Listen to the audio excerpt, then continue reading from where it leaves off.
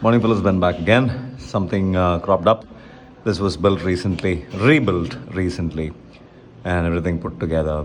I did go out on multiple rides, came back home, and so the machine started developing a kind of a tappety, more like a paper, when you blow on paper and you try to make that noise.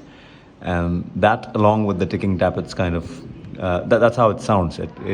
That sound comes up only when you have a blown head gasket, or you have the exhaust gasket.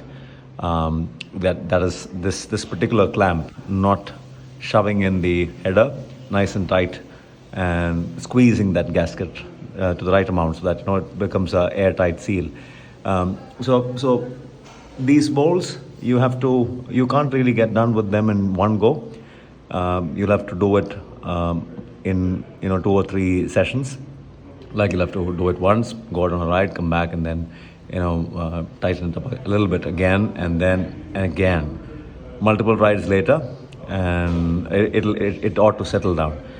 Another thing to do is to start tightening the lower bolt first, and then start tightening this. So get that to a nice amount of torque, a nice hand tight, and then start tightening this. And once this gets to hand tight, that'll loosen up a little bit. Go tighten that again, this again, that again, this again. So start with that, nice and tight. Come to this, nice and tight. Then tighten it up again, tighten it up again. I don't really know the torque values, but if you have enough experience, you'll know when to stop. But this can be really tight, really hard. You can crank it really hard. So that's what I'm trying to say. So once that's done, the noise ought to, it'll